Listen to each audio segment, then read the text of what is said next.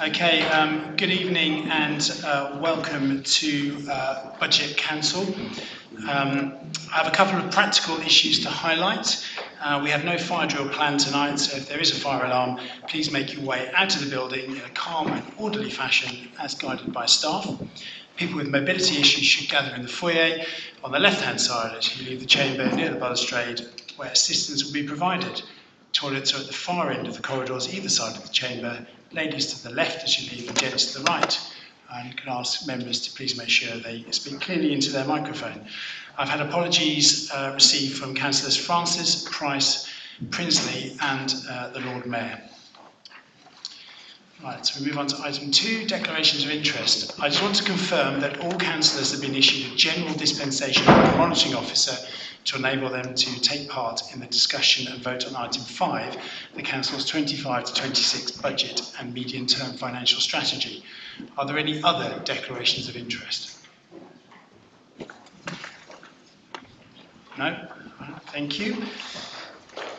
Item 3 is questions from the public and petitions. There have been no public questions or petitions received for this evening's meeting. Item 4, I call upon Councillor Stannard to move the minutes of the meeting held on the 21st of January 2025. Formally move, Lord Mayor. Thank you. I call upon Councillor Galvin to second the minutes. Seconded, Lord Mayor. Thank you. We'll now move to the vote. All those in favour, please indicate. That's carried. Thank you. Item 5, the Council's 2024-25, hang on, that's wrong, don't read from the script. The Council's 2025-26 budget and medium-term financial strategy. Amendments to the budget have been received from Councillors Galvin and Davis. These have been circulated and the proposer of the item has indicated that they are willing to accept these amendments and therefore they will become part of the substantive item without debate. So I call upon Councillor Kendrick to move item 5 as amended. Over to you, Councillor Kendrick. Thank you very much, Deputy Lord Mayor. This is my 9th City Council budget I presented to this council. Those 9 years have been some of the toughest in the history of local government. There is now a new government. However, the financial position of the entire local government sector remains as difficult as ever. Last week, several councils were given permission to raise their council tax by substantially more than 5%. We as a council will not be doing that. That is because we have several years showed prudential financial management, which provides the foundation of service delivery and capital investment for the future. It's much to the credit of the officers and its Labour administration. Unlike in most councils, we have managed to protect the vital services of this council, which are so important to the residents of Norwich, but especially to the poorest in our community. Indeed, over that period, we have ensured that our staff, many of our contractors' wages, are paid the living wage rather than the minimum wage. And of course, we have maintained the 100% council tax relief for the poorest, who often have to rely upon the pittance of benefits. And I can tell the members here how important it is for some of our poorest in the community who often have to scrape along and perhaps about £90 a week. Others will also, I'm sure, expand upon this. But the fact that we have for the last 9 years, unlike most councils, been able to observe this is without doubt the proudest thing I have managed to achieve over that period. We have managed through a mixture of financial discipline and also been prepared to take some risks, which have paid off. Our financial performance has placed us in a stronger place than in most councils. It has placed this council in a strong position to invest further in growth, leveraging further additional funding from external sources to enhance existing investments such as the development of Anglia Square and with the support of Homes England, or utilising the Towns Fund and the United Kingdom Shared Prosperity Fund or the Levelling Up Funds. Indeed, the excellent news that with the help of Homes England that Norwich City Council was able to buy Anglia Square and also given us the money to demolish those buildings, to develop the site, to build hundreds of much needed housing, money of which will be social housing for rent available to ordinary people to rent. And I think I have a right to talk about this lack of rental property for younger people because I am the father of 3 young adults who struggle to find adequate housing in this area. That was only possible because of the strong and stable financial position of Norwich City Council. A council with a weaker financial position would not have been able to do so. The General Fund is experiencing the challenges of the entire local government sector. We are faced by £3.2 million in growth, including £1.7 million of inflationary pressures.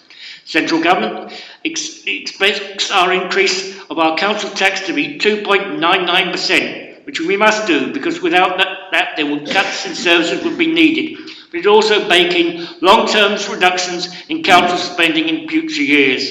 Every budget I present to this council I've successfully proposed, and a failure to do that would be the reason that many other councils are in the difficult financial position they now face.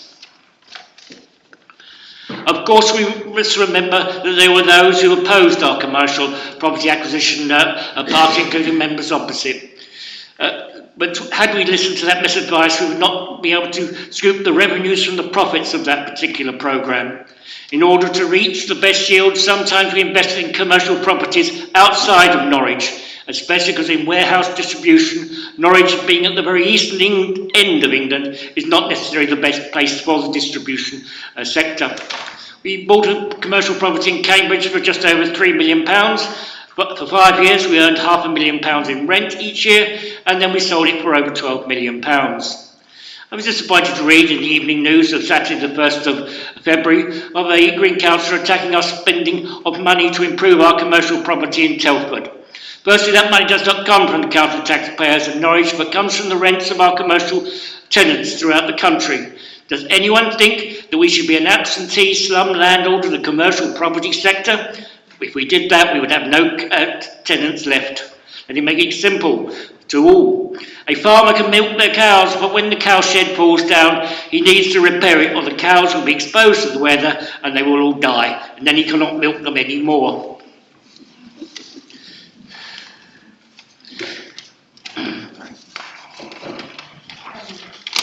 I shall allow Councillor Jones to second this budget. Explain that we will increase social rents by the Consumer Price Index plus 1%. May I at this point pay tribute as a council tenant to Councillor Jones for the improvements in our council house repairs service. As is required by law, our Section 115 officer has declared that our budget is both balanced and lawful. At this point, can I thank Alistair Rush and his team of officers for helping in producing this budget, the Treasury Management team, which has done so well in using our reserves and investing them to produce further revenue. It has been my pleasure over the last 9 years to have worked with 5 different but excellent Section 115 officers. I expect this may well be my last budget statement, of which you may all be grateful, but nothing as grateful as I would be. Now, at the end of the day, can I propose this budget as amended, and that this council accept it, because this is a budget that continues to protect the poorest in our community that have been hit the hardest over the last 15 years. It is a budget that puts Norwich in a stable financial position at a time when the rest of the local government sector is facing such financial instability. It is a budget that means that there will be growth in our city at a time when there is so little in our country. I ask you to vote in favour of it. Thank you.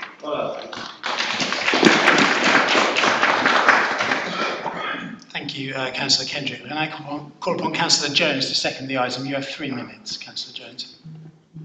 Thank you. That would be difficult to follow that in 3 minutes, but thank you. I'm pleased to be seconding this budget. And as my colleague Councillor Kendrick has said, be focusing on the housing component, as HRA is such a significant portion of this budget. It impacts more than 14,000 households in our city as tenants, and many more who access housing and homelessness related services. I'm going to focus on some of these services we offer, which we aren't always talking about, and that this budget will fund. I think it's really important to understand what we're going to be paying for and how these will impact. Like authorities across the country, we've continued to see increased demand on our homelessness services as residents struggle to find housing in the inflated private rented sector. Despite this pressure, homelessness support has delivered tangible results, with 81% of cases achieving a positive outcome in Q3 last year, despite this challenging external environment, well above our target of 66%. Through the Home Option Scheme, I think it's important to note we've allocated 991 properties to those on our housing register in the last year.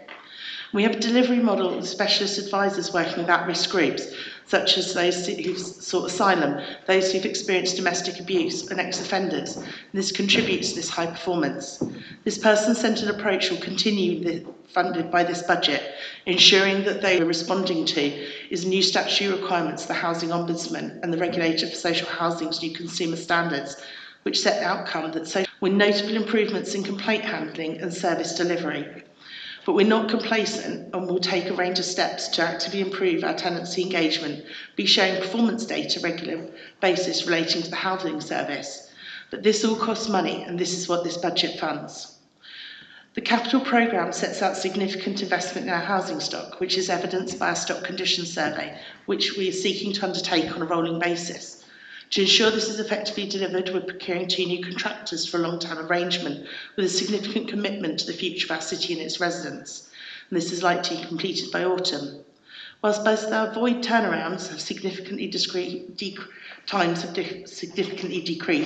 and total voids have halved, this is an area of ongoing improvement, and we're working to understand upgrade refusals as part of the capital programme and respond to this with our new contractors. Further challenges we'll need to face include being responsive to AHAB's law and the Renters' Rights Bill. These reforms will require additional resources, and we will be progressing our commitment to addressing standards in the private rented sector with a stock condition survey to provide a current evidence base for potential regulatory intervention. Councillor Jones, could you draw your remarks to a close, please? So I'm really proud to be able to second this, and I think continue the work we do for high quality housing for our tenants. Thank you. Thank you. I'm now going to invite group spokespersons. Councillor Hoekner, can you respond on behalf of the Green Group, please? Yes, thank you, Lord Mayor. I'd like to start by thanking officers for preparing this budget. I'd also like to thank the Labour administration for listening to ideas from the opposite benches and for taking at least some of them on board. And I look forward to voting in favour of this budget as amended. Enormous changes are ahead of us. Local government reorganisation comes hurtling towards us at great speed. It's good in this context of rushed decision making and insufficient consultation that the administration has accepted our amendment proposing a dedicated reserve to prepare for devolution. This will allow the Council to consult with residents and to develop evidence-based proposal while also creating transparency and predictability around the spend on devolution preparation, so taxpayer money doesn't unnecessarily disappear into the pockets of expensive consultants. While we prepare for a devolved future, it's tempting to go into shutdown mode and wait until the dust has settled, hopefully around a new Greater Norwich Unitary Authority. But let's not forget that there is a far bigger challenge than devolution hurtling towards us as well. I'm sure everyone has seen the news about this January being the hottest on record globally, despite an emerging La Nina ocean cooling event. This has startled and truly terrified climate scientists. Our new corporate plan pledges to make Norwich a future-proof and climate-resilient city, and we have a quickly closing window for taking action here locally to mitigate our climate impacts and to protect Norwich's residents against the worst impacts of climate collapse. So it's brilliant to see the administration take our proposition on board to explore the sustainable use of currently underused council-owned spaces, smallish parcels of land like garage sites that are unsuited for housing development. Rather than just sitting there, these spaces could be used for climate action and nature protection, for example, by creating parklets and biodiversity hotspots, by planting trees on them, and by capturing carbon or by using them to generate renewable energy. So it's great to know that this will now be looked into, but there's obviously always more that we could do with a bit more vision and ambition. It's the Council's corporate priority to make Norwich fairer, yet we continue to charge all car owners the same for using our car parks, regardless of how much air pollution, road damage and carbon emissions they cause, and regardless of how dangerous their car is to other road users. Other councils have long since introduced and successfully run emissions and weight-based parking charge systems. The council has overestimated income from car parking by nearly £750,000 this year, which means that it is high time that the car parking strategy is reviewed and improved to make future budgets sounder, fairer and more climate resilient. a reviewed strategy should consider introducing emissions and weight-based parking charges as soon as feasible. Now, speaking of making Norwich fairer, it's great news that the Labour administration has accepted our proposition to support the new Inclusive Norwich partnership for another year in its important work to fundamentally shift the dial and make our city a place where access for all is standard. I acknowledge that many of the other things the Council could do to do even better by our residents and to future-proof the city are costly, and there's only so much the Council can do without appropriate funding from the central government. In this context, it's crucial that we do all we can to address the issues that are in our control. We've repeatedly raised concerns about the Council's failure to make permanent appointments to key positions, resulting in thousands and thousands of extra pounds spent on interim pay. We understand a new vacancy management panel has been set up to finally tackle this issue, but we haven't seen any tangible outcomes yet, nor timeframes, nor monitoring metrics. So what assurances can the Cabinet provide that this panel and approach are actually working? I'll end on two notes, one of hope and one of caution. Firstly, while we're sadly in the process of recontracting Barclays, Europe's largest funder of fossil fuels and a major funder of the arms industry, for probably another 10 years, change is on its way in the banking market for local government. There have been promising noises coming from the newly merged Coventry Building Society and Co-op Bank that they may soon offer ethical banking services to local government again. So I hope that devolution may offer a chance to retender the banking contract for whatever new authority we become, and that everyone with a say in this decision, in this matter, will want to seize this opportunity to finally bank a bit more ethically. Secondly, it's been custom and practice for decades at all budget councils at City up to 2022 that we look at the budget and corporate plan together so that we can clearly and publicly align our spend and our priorities and ensure that the two match. There is no corporate plan on the agenda of today's meeting, and even though we have long been promised a new resource management approach to ensure that there is a match, this has not materialized so far. So I'd like to end by calling on the administration to finally put a system in place so we can be sure that our money is always and systematically spent in line with our priorities and in the best interest of our residents. Thank you. Thank you. Councillor Davis, would you like to respond, please? Thank you, Chair. Tonight we're discussing the proposed budget for the year 25-26. For the housing revenue account, the Council plans a gross expenditure of 80.252 million against a gross income of 83.191 million. In line with the government's rent standard, they propose a 2.7% increase in dwelling rents, resulting in an average weekly rise of £2.62 for the tenants. Additionally, garage rents will see a 2.7% increase based on the Consumer Price Index plus 1%.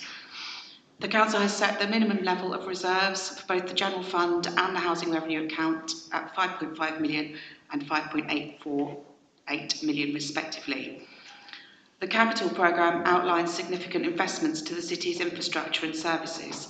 Disappointingly, it did not originally include the allocation of £100,000 for the construction of a new accessible toilet block at the Jenny Lind Park in one of our new Reducing Inequalities target areas. So we have amended this, and we thank the Labour Group for accepting our amendment and look forward to more people being able to enjoy the Jenny Lind Park with dignity in the future. The Council is proposing a net revenue budget of 20.850 million for the General Fund. They are also recommending a 2.99% increase in Norwich City Council's portion of the council tax, setting the Band D rate at £306.11. This is the maximum amount it can be raised before a referendum is needed. This will be a further burden on some of our already struggling residents in a cost of living crisis. Norwich has a low council tax base, with 80% of residents living in Band A or Band B properties. Raising council tax at this time will have little overall effect on the council's overall budget, but a significant effect on household budgets. When the Tories were in power, we would sit in this budget council every year and talk about how aggressive council tax was, that it was a completely broken system, that it was fuelling inequality, arguing that the poorest households should not be paying a higher proportion of their income on council tax than the richest. We talked of reforming the system, of how we had no choice. The Tories made councils charge local taxes because the government didn't adequately fund local authorities. Labour could have made things easier before raising council tax further. They could have voted to keep the winter fuel allowance, but they didn't. They could have voted to scrap the two-child cap, but they didn't. This is the second largest bill most households have, and they effectively have less money to pay it now than they did last year. Around a third of people using debt advice services are there for council tax debts, and there is currently no independent statutory regulator to ensure bailiffs abide by the rules to treat those in debt fairly. This year, as Councillor Kendrick mentioned, Labour has given some councils the power to raise council tax by up to 9.99%, smashing through the cap. I remember when campaigning to smash the cap meant something else entirely. It seems the only reform Labour are concerned about now is the party. While we need to pass a legal budget, I would urge Labour to lobby ministers to make life fairer for residents of Norwich and across the country in line with our open corporate plan. Thank you, Councillor Davis. I'm now going to invite other members who wish to indicate to speak.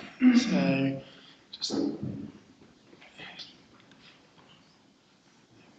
I'm just going to write some names down first.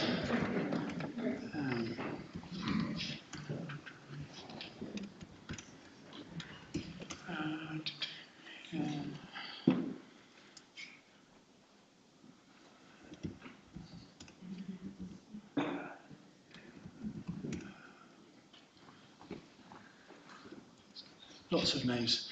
Going to be getting the order slightly wrong on this, but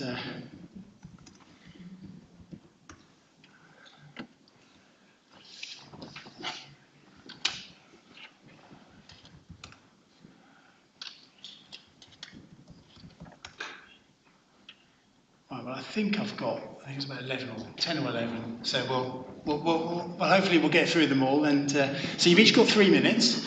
I'll start with Councillor Giles, please. Thank you, Lord Mayor. This is a budget which delivers on the Labour-led administration's priority of a fairer Norwich. I'm proud that this budget once again commits us to retain our 100% council tax reduction scheme, CTRS, for working age claimants. We are forecasting a cost to the City Council of £1.3 million over the next year for our CTRS scheme. While this is a significant cost, we continue to believe that residents looking for work who are unwell and/or have a disability need support, not additional stress. We know that problem debt can increase the likelihood of financial exclusion, family breakdown, and poor physical and mental health, putting further strain on public services later down the line. This authority will not put administration and staff costs into chasing after small amounts of money they simply do not have the means to pay. For those dwindling percentage of CTRS claimants in receipt of legacy benefits, we will again raise the CTR applicable amount by 1.7% in accordance with the September 2024 rate of CPI, ensuring that claimants do not lose out in real terms. We will continue to retain our local discounts for care leavers, for those required to flee their main home due to domestic violence, and for those single occupants taking in a refugee.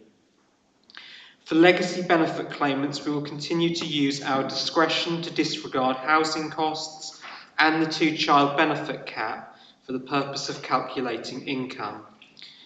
The government have awarded us £259,000 in discretionary housing funding for the next financial year to assist residents whose housing benefit or UC does not cover the full cost of their rent. In addition, we are continuing to grant fund a financial inclusion consortium of advice agencies at a total cost of £178,000. Agencies funded continue to be NCAN, NCLS, Shelter, Citizens Advice, Equal Lives, MAP, Age UK and the Bridge Plus. This is a challenging time for advice agencies, and I would encourage other Norfolk District Councils to step up and match this funding provision. The Norwich Health and Wellbeing Partnership will be investing a further £100,000 over the next year on tackling the socio-economic and lifestyle causes of ill health, with priorities to be determined in alignment with our emerging revised version of our Norwich Health and Wellbeing strategy. Following the voluntary adoption of the duty to address socio-economic inequality, an accepted £10,000 growth bid to join the Norfolk Office for Data and Analytics will assist officers in prioritising funding and resources to those areas of the city experiencing the highest levels of deprivation. Councillor Giles, your time is up. Lord Mayor, this is a Labour budget of investment only possible due to prudent financial management. I hope it is a budget all councillors can unite behind and vote through tonight. Thank you. I've got Councillor Hampton next, please. Thank you, Deputy Lord Mayor. I'd like to run through as quickly and concisely as I can some of the highlights of what we've delivered and what this budget will enable us to continue to deliver in the context of my portfolio, so climate action and city environment. On climate, this year we've been successful in obtaining permission to install over 600 solar panels at Riverside Leisure Centre. We've made significant strides in planning a citywide heat network which will deliver low carbon heating to sites across the city. We've submitted a £36 million bid to the Warm Homes Social Housing Fund to deliver measures including over 2,000 solar PV systems to our housing stock, as well as submitting a £21 million bid to the local grant to retrofit over 1,400 private homes. Insulation measures are set to be installed at each of the council's 15 community centres, and we'll be exploring other funding options to enable further measures such as solar panels and heat pumps to them in due course. And our ongoing solar PV feasibility study will help us put together a detailed plan for insulation on other council buildings. On biodiversity and parks and green spaces, we've now been invited to make a full bid for the Nature Towns and Cities Fund, which will be for over £750,000 to assist with planning an urban nature recovery network in Norwich. We've also been successful in winning over £150,000 from the Local Authority Tree Fund, as well as funding from the Urban Tree Challenge Fund. Over the past year, we've continued to manage and improve our 101 parks, gardens and green spaces, 81 play areas and our 18 allotments, and just some of the improvements made or to be made include accessibility improvements at Ketts Heights, which are now complete, improvements to all our tennis facilities in our parks, with the £250,000 cost being met by the Lawn Tennis Association, investment in a toilet refurbishment at Hyam Park, and commencement of £1.1 million of investment into play areas across the city. Additionally, significant funding of over £9 million has been received from Levelling Up Fund to invest in new sports and community facilities at Slough Bottom Park. And to close, on Love Norwich, our ongoing campaign to clean up the city and help residents play their part. We've invested £65,000 so far in CCTV to detect and deter fly tipping at hotspots across the city, and we'll be expanding this network in the new financial year. We'll be delivering a new waste strategy to improve opportunities for residents to manage their waste responsibly, increase our recycling rates and reduce our impact on the environment. We're also investing £1.2 million in new equipment for NCSL that will help further improve the cleanliness and appearance of the city's environment. This is a budget that invests in some of the services that matter most to residents, and as well as delivering environmental and social benefit to communities hand in hand, and I look forward to supporting it tonight. Thank you very much. Councillor Stannard, please, you have 3 minutes. Thank you, Deputy Lord Mayor. I'd just like to talk about some of the infrastructure projects which are within my portfolio and the achievements this year. Before I do that, I just want to note a major achievement this year is that the Greater Norwich Local Plan was adopted in March 2024, following close partnership working with Broadland and South Norfolk and Norfolk County Councils.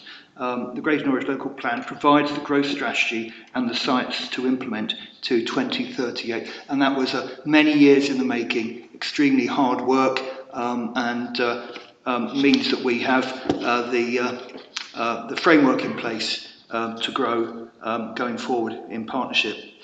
Now I want to talk a little bit about an infrastructure project which is East Norwich. An economic vision for East Norwich was prepared, informed by the Norwich Inclusive Economy Vision, to identify how the area can support the economic growth of the city. Stakeholder engagement and strategies for planning have also progressed, whilst the needs and potential delivery of infrastructure, including a new primary school and sustainable energy, have been appraised, and we obtained funding from Homes England to support that work.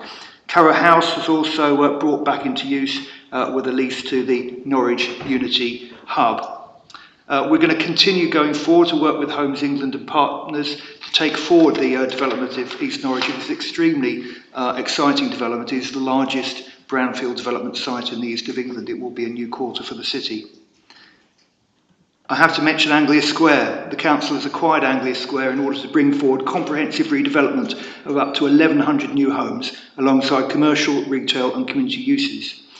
This is also involved successfully bidding for £34 million of government grant via Homes England in order to acquire, demolish and remediate the site ready for development. This is something which many citizens have been waiting for a long time to see the regeneration take place. So work is now underway to prepare for demolition in the new... There are plenty of hard-working and capable staff employed here through agencies, and we benefit greatly from external expertise for ambitious projects. But this is not where we're going wrong. In the last full financial year, this council spent about £5.7 million on agency staff, completely unbudgeted. So much for balanced budgets. This meant that £2.9 million had to be diverted from other budget areas or spent from reserves. It's worth noting that this is twice the what has been allocated for the council tax reduction scheme annually. What else could we do with £2.9 million every year? Is there a better way we could spend this?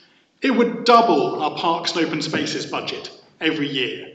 Or, if you wanted, it would allow us to employ around 60 enforcement officers against fly tipping, rather than the current position where we have no fully dedicated officers to the enforcement of this blight. Or, if you liked, you could make the collection of bulky waste free and remove the blight from the streets in the poorest areas of our city. Or perhaps we'd like to spend it on trees. £2.9 million would buy, plant and maintain thousands of additional trees every year in Norwich. Members right across this chamber will have opinions, I am sure, where the money could be spent more usefully than it is at the moment.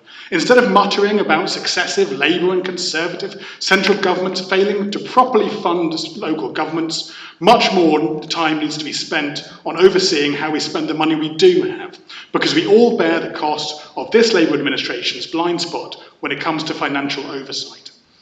We've heard a great deal about social housing. So how are we as the council getting on with this issue vital to 14,000 households? In 2022, the council set out a 5-year budget forecasting £10 million to be spent on upgrades to tower blocks. By December of this year, the council had spent none of it, not a penny. £4.6 million was budgeted over 5 years for improvement to water hygiene. 2.5 years in, where were we? £4,000 out of £4.6 million. £11 million was budgeted for improvements to windows over those 5 years to keep residents warm and to keep their heating costs down. How much have we spent? Well under £1 million of that. In the wake of Grenfell, it was recognised that doors needed upgrading. £2.6 million was allocated over 5 years. 2.5 years in, we have spent around £500,000, a fifth of what we had allocated. Communal boilers, again, to keep residents warm, keep down costs and reduce carbon emissions. A £10 million budget. 85% of that has gone unspent. There is no value in setting a budget if the budget does not get spent. Good intentions are all very well, but we all know where good intentions alone will lead us. Councillor Calvert, can you bring your remarks to a close, please? While we support this budget, Norwich deserves better from its administration when it comes to the delivery. Thank you very much, Deputy Lord Mayor. Thank you. Right, next, we're going back over this side again. Councillor Sands, please. Thank you, Deputy Lord Mayor. We all know that momentous events are in train that will bring about the biggest changes in local government for 50 years, and most certainly in the context of Norwich City Council since 2010. It is not by luck or chance that we have had stable stewardship of City Council and city resources for many years. Norwich City Council, with its Labour-led administration and a total cadre of mixed party councillors numbering 39, and not one Conservative, and despite 14 years of Westminster Tory cuts to local government, has managed its finances well, maintaining quite healthy reserves. We are also one of the few local authorities to date to manage a fully funded council tax reduction scheme. Against this, we have seen councils across the country, mostly Conservative administered, served with Section 114 notices due to bad governance and poor stewardship of finances. It is then with great confidence that I commend you this budget. Thank you. Thank you. Now over to Councillor Maguire, please.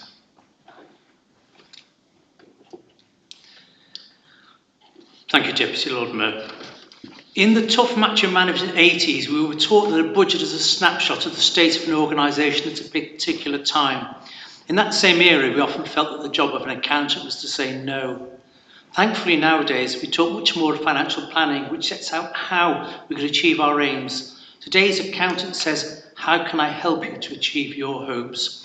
Lord Mayor, Deputy Lord Mayor, I wish to give a heartfelt thank you to all in our financial team who so carefully and meticulously examined the hopes and aspirations of the Labour administration and done their best to make them possible.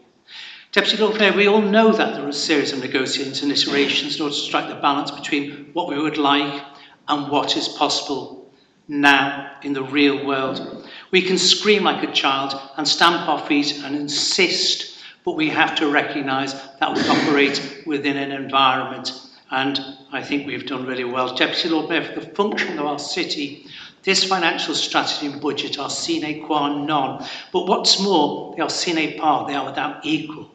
In this respect, I want to thank all members of the Cabinet for such a progressive approach in order to help all of our plans. This includes the development of an investment portfolio on the guidance of a panel of experts in this specialist field. Cabinets have not just divided the cake, they have made the cake bigger.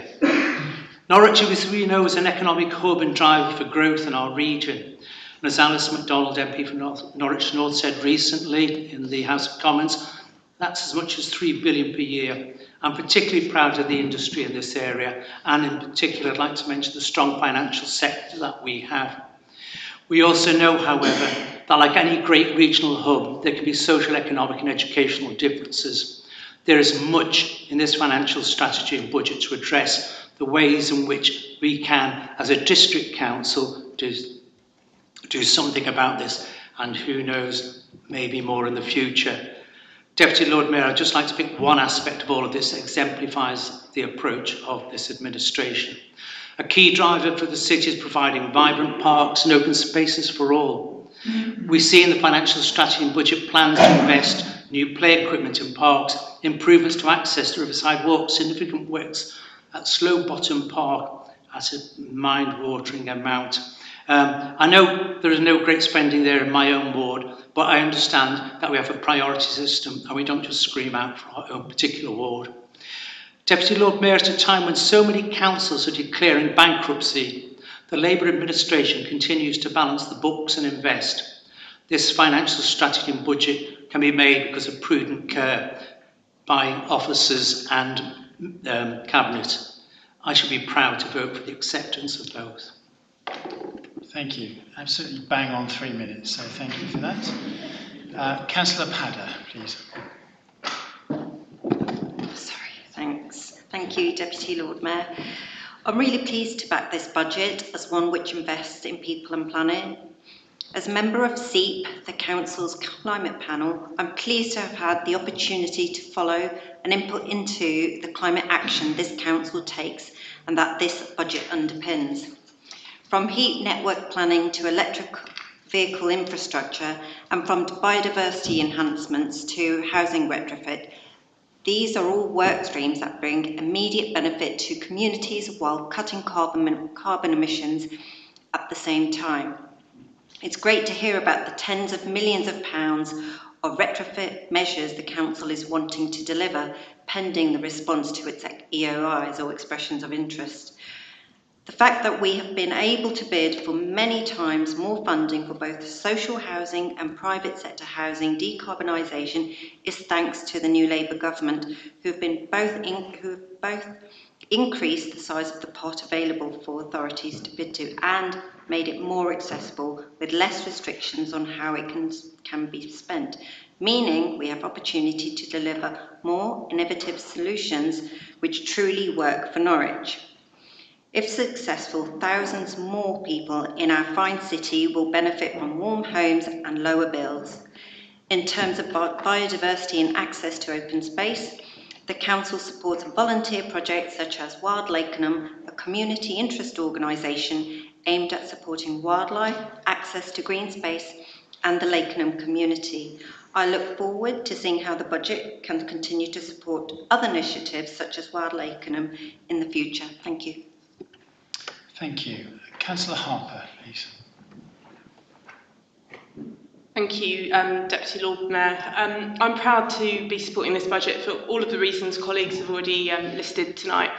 You know, at a time when councils up and down the country are issuing Section 114 notices, I think we can take great pride in the fact that that our council retains its strong financial position and the people in our fine city know that their services, whilst not always perfect world services, are protected for the long term. And, you know, we know the Tories have caused this crisis in local government through 14 years of underfunding, 60% reductions in real terms.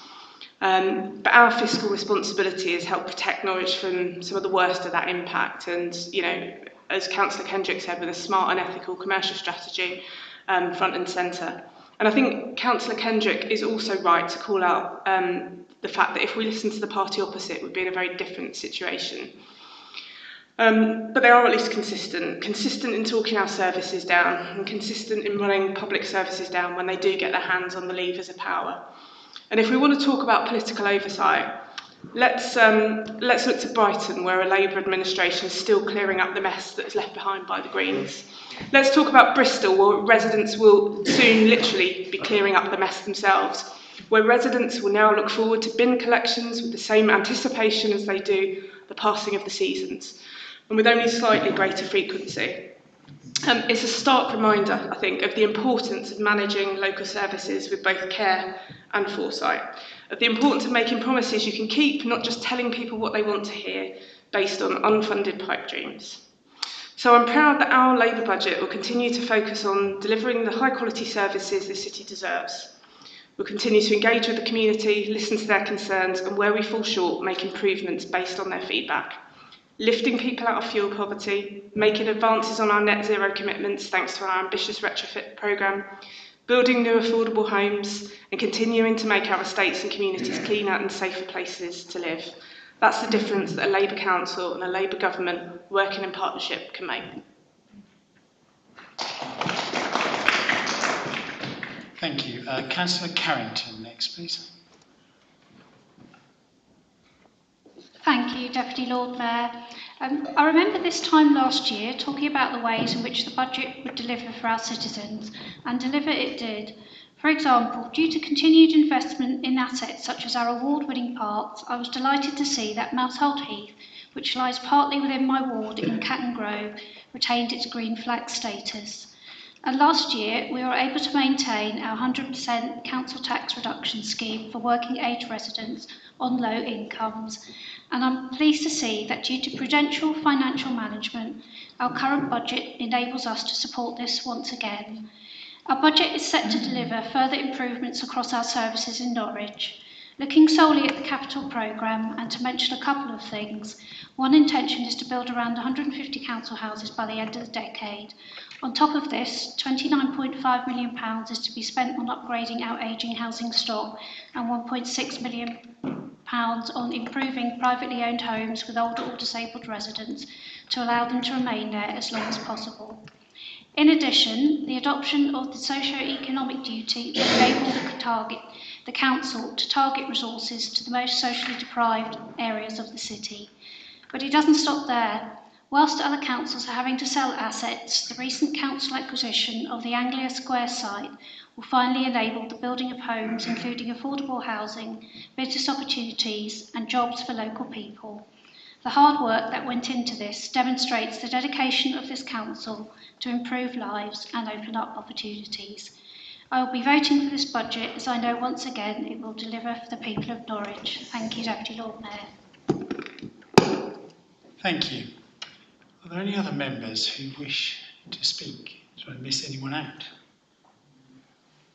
No, in which case, Councillor Kendrick, would you like to respond?